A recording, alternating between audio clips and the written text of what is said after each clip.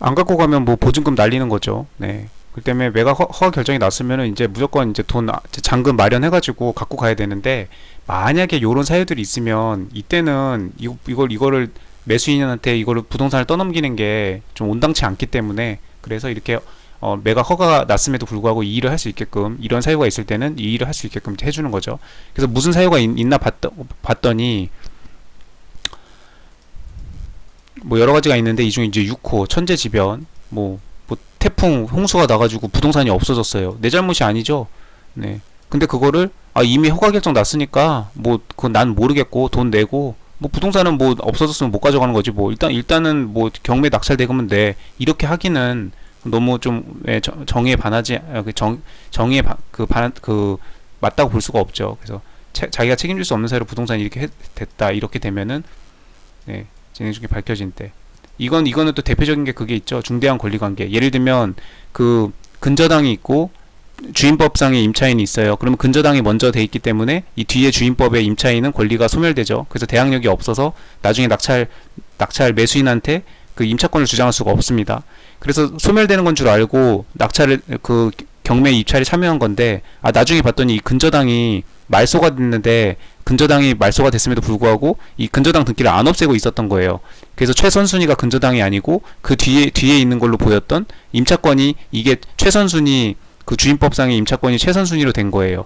그럼 이때는 이제 대항력을 갖게 되니까, 그러면은 이게 황당하죠. 네, 그럴 때는 이런 중대한 권리관계가 변동된 거로 봐서 이거를 낙찰인이 취소할 수가 있죠. 그런 식으로 이거 되게 중요한 거죠. 그래서 이런 경우에들에는 이런 거를 이해할 수가 있다. 네, 그 내용입니다. 그래서 이때까지 취소 신청을 할 수 있다, 맞는 거고. 그다음 3번, 매수인이 매각 대금을 낸 뒤에 강제집행의 일시정지를 명한 취지를 적은 재판의 정본이 제출된 경우에는 이때 어떻게 할 거냐? 집행 절차를 계속 진행하면 된다. 이 경우 배당 절차가 실시되는, 매각 대금을 이미 다 낸 뒤이기 때문에 계속 진행하면 되고, 다만 배당 절차가 실시될 때는 배당을 어떻게 해야 되냐?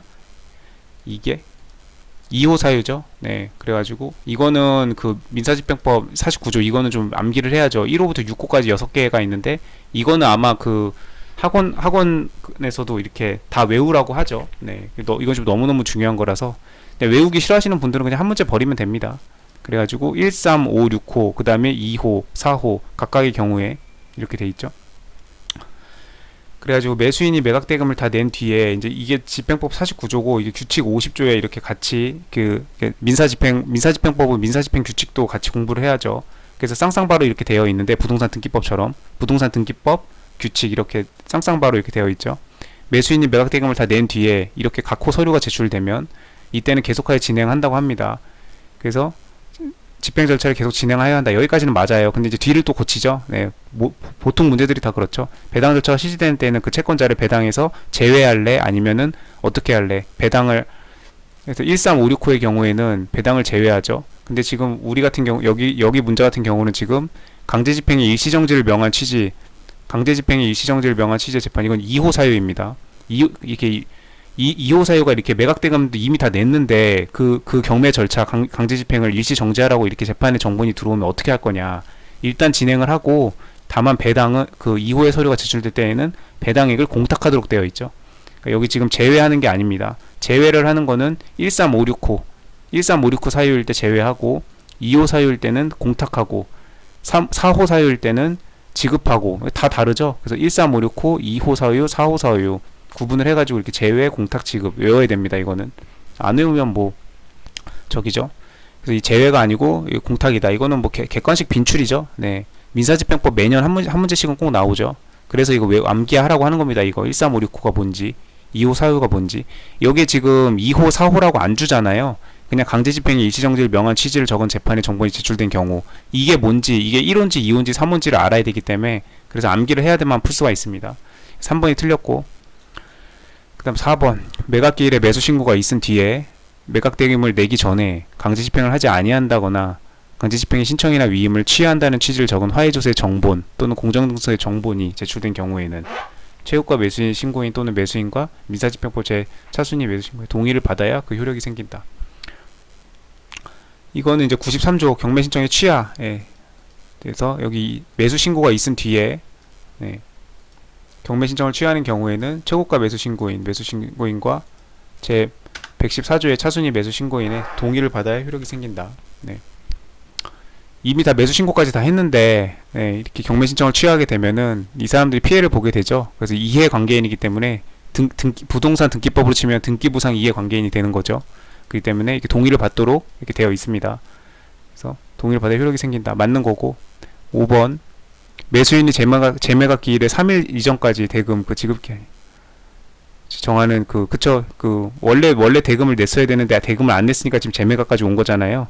그럼 이제 이 재매각 기일에 재매각이 실시가 될 건데 그 재매각 기일이 실시되기 3일 전까지 다시 이제 재매각 기일이 잡혔는데 그 기일 3일 전까지만 늦었죠. 이미 늦었지만 그때라도 대금을 내면 그냥 그러면 재매각을 열지 않고 이 사람한테 그냥 자금을 마련해 왔으니까 그냥 이 사람한테 이제 낙찰을 시켜서 넘겨주죠.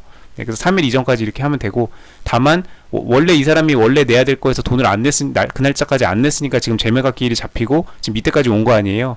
그러면 그때까지의 이 이자는 계산을 해줘야겠죠. 지연 이자는 지연 이자랑 이런 것들을 추가적으로 계산을 해서 원래 낙찰 금액 내야 될 금액에다가 플러스를 해가지고 더 내야죠. 법원에다가. 이렇게 해서 이렇게 이자까지 이렇게 지급을 하면 재매각 절차를 취소합니다. 예. 그 대금을 납부한 그 매수인한테 비록 늦었지만 예. 돈을 어쨌든 늦게라도 마련을 해왔으니까 이 사람한테 이제 부동산을 주는 거죠. 이 경우에 차순위 매수 신고인이 매각 허가 결정을 받았던 때에는 예, 만약 근데 이 경우에 매수인뿐만 아니라 차순위 매수 신고인도 있었다? 그러면은 이 둘 중에 어차피 둘 다 늦었으니까 둘 다 돈을 제때 못 낸 법적인 의무를 저버린 사람들이니까 이때는 재매각기일 3일 전까지 네가 먼저 돈을 갖고 오든 먼저 돈을 갖고 온 놈이 부동산을 차지하는 겁니다. 물론 지연 이자랑 다 이거 계산해서 다 내야죠. 그래서 받았던 때에는 위 금액을 먼저 지급한 매수인이 목적물의 권리를 취득한다. 그러니까 먼저 지급한 사람이 이 매수인이든 당초 매수인이든 아니면 차순위 매수 신고인이 만약 있는 경우라면 이 차순위 매수 신고인도 얘보다 먼저 3일 이전까지 해가지고 얘보다 먼저 돈을 갖고 오면은 얘가 이제 갖고 가는 거죠. 예. 그래서 취득한다는 거 5번이 맞는 거네요. 재매각은 138조에 나와 있고요. 다시 정한 기한까지 완전히 이행하지 아니하였고 차순위 매수 신고인이 없는 때는 뭐 지금 돈을 가져갈 사람이 없으니까 다시 매각을 해야겠죠. 그래서 새로운 주인을 찾아야겠죠. 그랬는데 이 사람이 뭐 예를 들면 대출이 빨리빨리 안 나와가지고 이게 일정이 차질을 빚는 바람에 그 대금 기한까지 못 낸 거예요. 근데 이제 은행에서 대출 승인이 나가지고 돈이 마련이 됐어요. 그럼 이제 그 재매각 기일 3일 전이라면은 재매각 기일 3일 전까지면 얼른 부랴부랴 법원으로 돈 들고 오면 됩니다. 그러면 그때는 늦게라도 그럼 이자랑 이런 거 다 계산해가지고 추가 비용을 내면 이제 그 부동산을 이 매수인 늦었지만 매수인한테 넘겨준다는 거죠. 그래서 이렇게 따라 지급하는 때에는 재매각 절차를 취소한다. 이제 이 사람한테 줄 거니까 재매각 기일을 열 필요가 없죠. 새로운 주인을 찾을 필요가 없으니까 그래서 취소한다는 겁니다. 근데 이 경우에 만약에 차순위 매수 신고인 있으면 둘 중에 누구든 상관없어. 법원 입장에서는 상관없어요. 누구든 빨리 돈 갖고 와. 누구든 돈만 마련해 와. 그러면 그 사람한테 줄게 이거죠. 그래서 이때는 위 금액을 먼저 이자까지 다 계산해가지고 늦은 만큼 이자 다 계산해서 너든 누구든 먼저 돈 가지고 와. 그럼 너한테 줄게 그런 뜻이죠. 그렇게 하고 이제 경매 절차는 재매각은 열 필요가 없죠. 다만 3일 전까지 갖고 와야 됩니다. 재매각길 3일 이전까지. 이렇게 해서 이 조문 내용 그대로네요. 뭐. 그리고 문제 3번. 부동산 경매 절차에서 통지에 관한 다음 설명 중 옳지 않은 것은 4번이 틀렸나 봅니다. 집행법원이 이해관계인 등에게 매각기일에 통지를 하지 아니하여 그가 매각 허가 결정에 대한 항고기간을 준수하지 못하였다면 이해관계인이죠. 특별한 사정이 없는 한 그 이해관계인은 돌릴 수 없는 사유로 항고기간을 준수하지 못한 것을 보아야 하며 경우에는 형평의 원칙으로부터 인정된 국제공고로 추후 보완이 허용된다. 뭐 이해관계인에게 매각기일에 통지를 해야 되는데 안 한 거면은 그쵸? 뭐 지금 이해관계인들이 잘못한 게 아니잖아요. 경매법원, 집행법원이 잘못한 거니까. 이런 걸 준수하지 못했다는 걸 이유로 추후 보완을 뭐 저기 할 수 있겠죠. 딱히 내용을 뭐 안 찾아왔나 보네요. 자, 2번 맞습니다. 딱히 뭐 틀렸다고 할 게 없죠. 2번 공유물의 지분을 매각할 경우, 자 공유물 나왔네요. 지분 매각입니다. 그러면 이제 우선 매수 청구권이 인정되죠. 다른 공유자에게 매각기일 통지를 해줘야 됩니다. 이를 통지받지 못한 공유자도 이 그 절차상의 흠을 들어 네, 항고할 수는 있죠. 네.